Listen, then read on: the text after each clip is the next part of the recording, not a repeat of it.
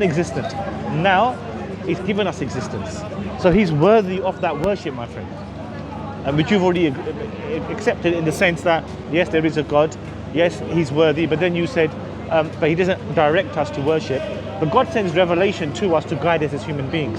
See, it makes no sense that he creates all of us and just simply says, get on with it, and I'll see you in a few thousand years and I'll judge you. But I won't send you guidance. That makes no sense. He's there to guide us. But he put us in a condition where there's people dying and there's children suffering. Like, yes. Why would you cause innocent? Like, you made people that the little kids, they ain't even done nothing. Yes. There's so many things happen to our kids and our youth that it's not within our control and that, yeah. So why would he put all of that and then we say, oh, don't question or don't like. No, we can question. That's not the. Yeah. I think my friend over there is laying down over there. I spoke to him about that, and he had the same issue. Yeah. Like it's commonly referred to as the problem of evil. So the problem of evil, therefore, because God essentially has power over everything. Yeah. The non-believer will say, then why doesn't he stop evil things happening or bad things happening? Like you mentioned, starvation, famine, disease, hunger, whatever. So why? Because what we say is that this life is a test. We are going to encounter calamities, difficulties, and it's the test on us how we pass through that. Do we still acknowledge God? I was saying to the same guy earlier on, that, the people who have suffered the most, they're still prepared to give the most. If they've got nothing in their pocket, they'll find something to give to you if you ask for them. The ones who are loaded, they don't give, even though they've been endowed with much wealth. So what it basically is, we're only here for a limited time. We're temporary. Okay. The hereafter is eternal. Okay? I do know that. How do we know that? Because we can be sure that if there's a creator, and he's created us in a miraculous way, that we're even here in the first place is a miracle in itself. Okay? So then to anyone to then say, oh, how can we then have the fact we're here in the first place shows that we can be recounted for our actions. Now it comes nominally to the worship of and an acceptance of God first of all. So I think by common consensus, when we have discussions with atheists, we ask them a simple question: a universe from nothing, does that make any sense? No, there had to be something. So when the universe came into existence, because that's what it boils down to, my friend, it's the existence of God. Why does God allow these things to happen? Because this life is temporary and we're going to be judged by our actions and according to that. So as I said, those who encounter terrible difficulties or calamities in their life, if they can persevere and acknowledge their creator and humble themselves, a reward for them is so incomprehensible in the hereafter, which is an eternal abode. But that's your opinion. Yes. That's what I said. Yeah. There's no one that's been there, got rewarded and come back. So Yes. So that's an opinion of something. That's what I said. So the documents that we have here that we're presented with, like, they've all been dated. So Islam's only 1,500 years old, Christianity 2,000 before that, and we could go all the way back to even go back to Kemet, with 6,000 years old documents. They're still man-made documents speculating the journey that we will take after we go from here. So no one knows it. See what I'm saying? Yeah, see, so we can speculate. Yes. And it's all good. It sounds good. Yes. That we will be, but nobody knows. Okay. So like if we just have to, I think, do good and good will follow you. You're happy with the now. Stay in the now, bro. Like we're here, and this is the only journey that we will know. So we just try and walk a righteous journey rather than try to pinpoint which road you should be following, because the Almighty created us with the instruction, like, love conquers everything. Regardless of what you follow, love conquers everything. So just operate on the fact that do good and good will follow you. Like, that's the most you could do. That's a very observant. Everything else, we're just speculating or we're just guessing what could be or what should be. Yes. No, what was there. It's a very intelligent and observant point on your part.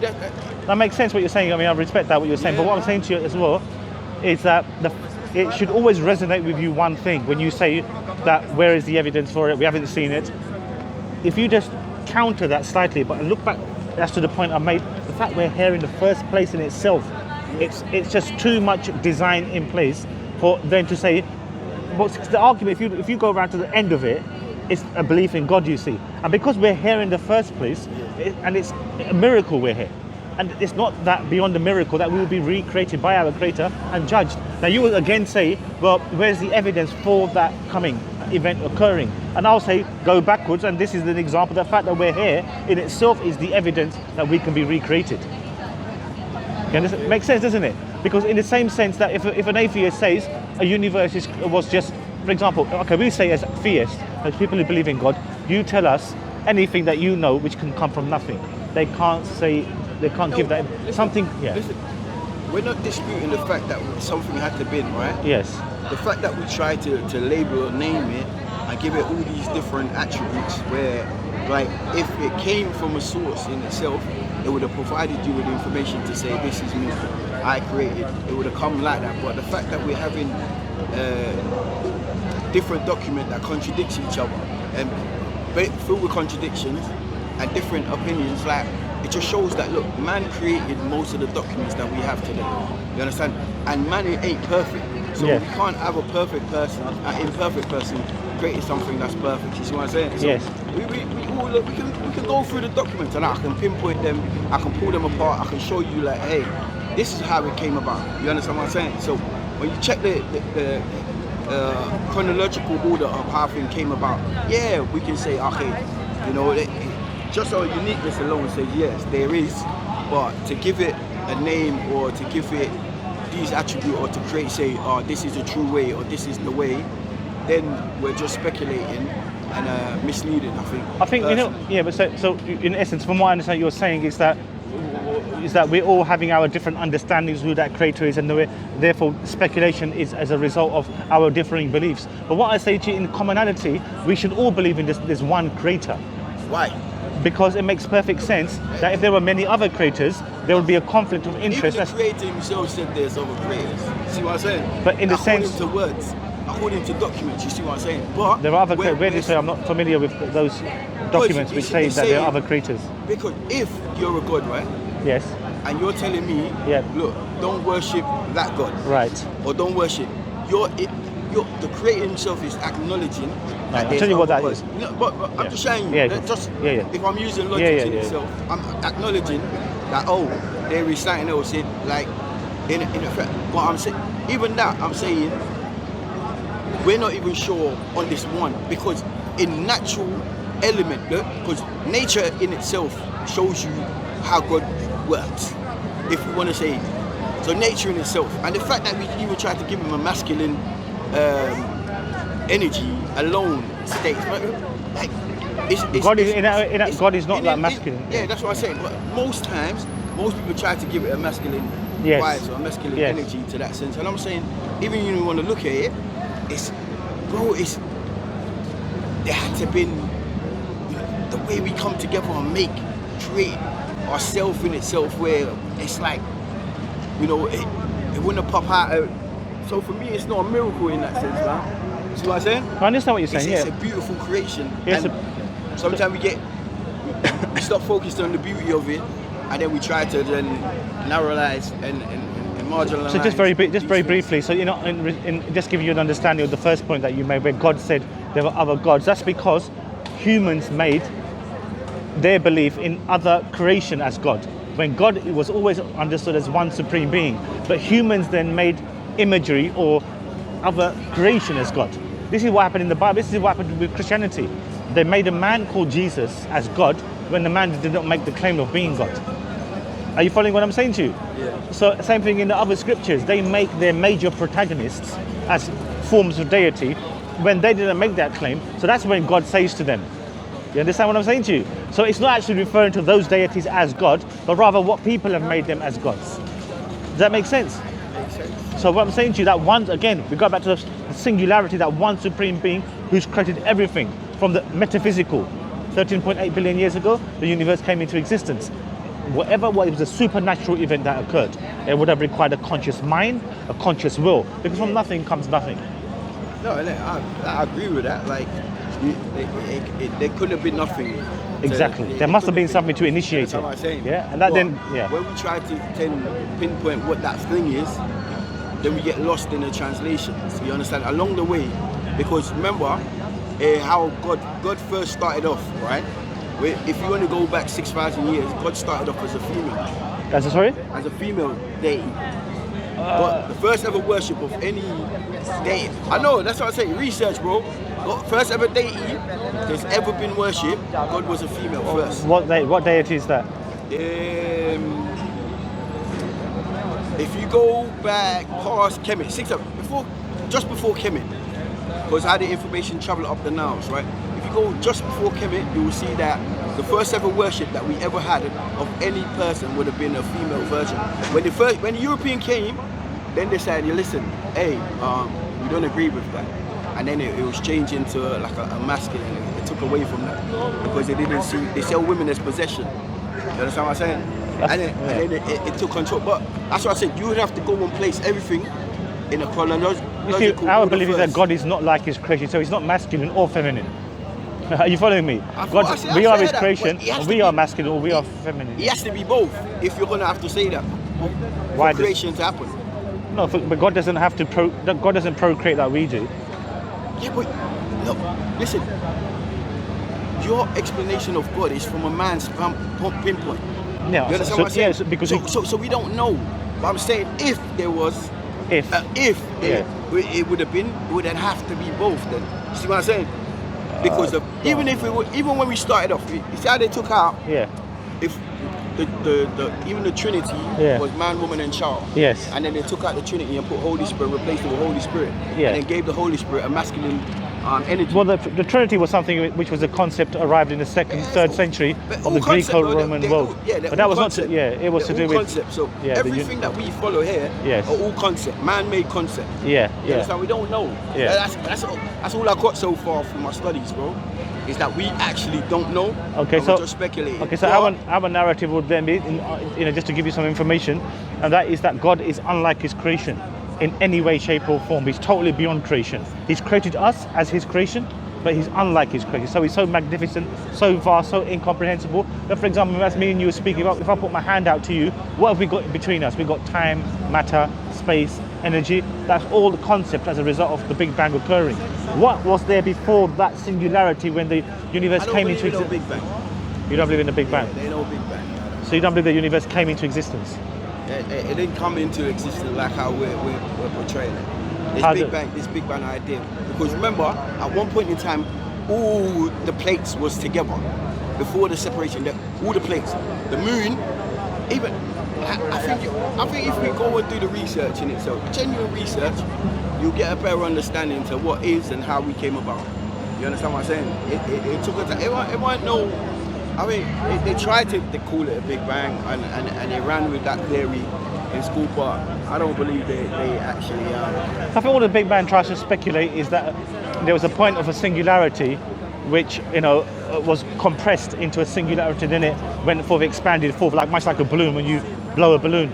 So that's how the universe then came into existence, and it exploded in essence, and then all the various elements went forth. So that's the scientific understanding at the current moment in time. But in terms of science, can go only as far as in terms of its empirical proof. But what we need further to that is a creator who's created the universe in essence. You see, a necessary independent being, because the universe is composed of parts. You see, so it would have had some elements within there already, the forces of nature, which would have allowed it to come together.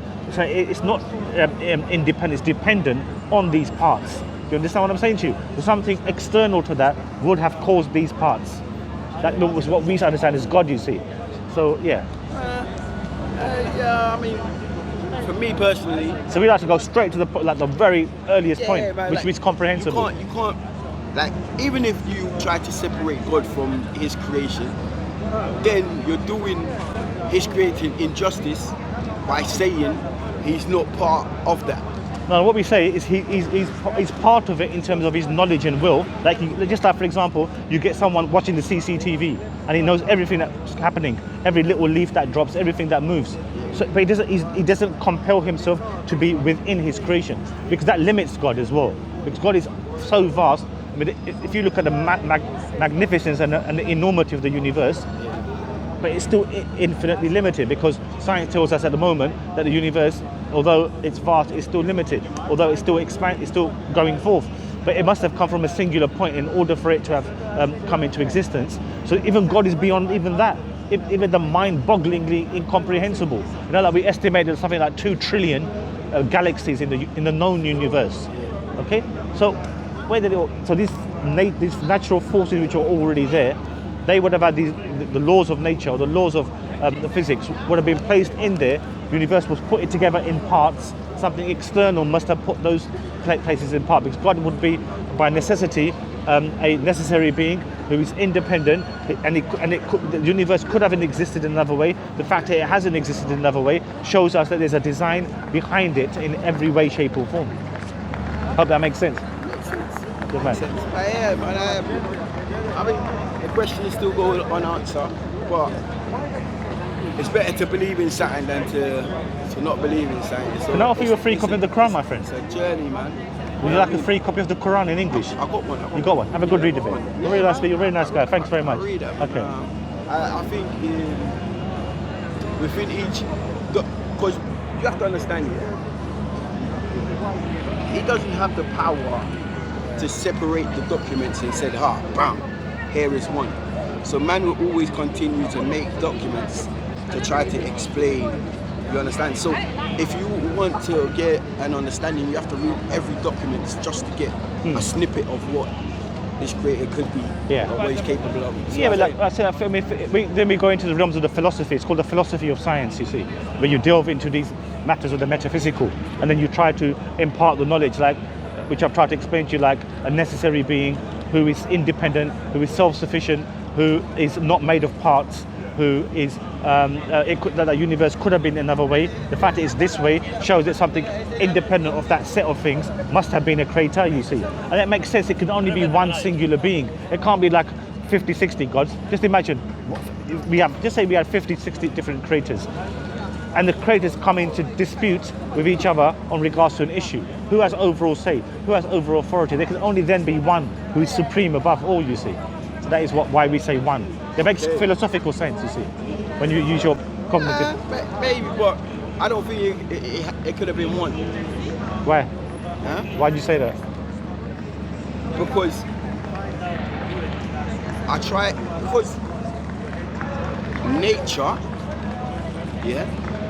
is a big representation of what the creator is. In the sense that he's created everything, So if he created faculties of creation, he created two things. Yes. And within that two things, you have to get one. Yes. Because if you go trace all your parents all the way back, you started off with two of them. Yes. You understand what I'm saying? Yeah. So just that alone in its sense, where we're saying, listen, if we go back and we trace it and we say that God started off as a female, and then all of a sudden we saw the switch where he went from a female into a masculine energy, then we're saying at some point in time there had to have been a mixture where it couldn't have been just one. You see, so I'll repeat that again. Because we are humans, we procreate, we got males and we got females. Yeah. So that's why we're absorbed with this point. But the point I made is God is not masculine or feminine. He's beyond that. He's not like a man. He's not a man or a woman. No, I'm saying, I'm saying, even if we want to go concept, but it had to be both. If you want to put in concept, because what we're doing is we're singular and we're saying, listen, it's a single person. He was out there. Single being, yeah. It's a single being, and he was out there, and I'm like, even that concept alone, I feel like it's a bit off, because it couldn't have been singular. Personally, I think it couldn't have been singular, because because how can you create something? Okay, your children is a representation of you. Yes. You see what I'm saying? Yes. Like that. So why would I call myself a child of God if I'm not a representation of him? In the sense that God creates us. Because you're saying a singular being was out there, and he decided to put something together and think. But what you're forgetting is that even in your Quran, in the Bible, in the Torah, he added his breath. He added something into this. He breathed life into something. That's just that creation version. You understand what I'm saying? He added a part of him into creation. Yeah. So regardless of how you want to look at it. Yeah. So what we say is not part of him in essence of his supreme being, but rather he instills by his expression or his word, like you mentioned, and there, for example, God's word expresses itself, and then it becomes into creation, like the Quran and the Bible, where God says, when I simply will something, I say be and it is. So it's that simple for God, you understand? So yeah, that's the main thing. Anyway, it's been great Bro, speaking to you. You take nice care of talking yourself. to you. You take care. You too. Bye bye.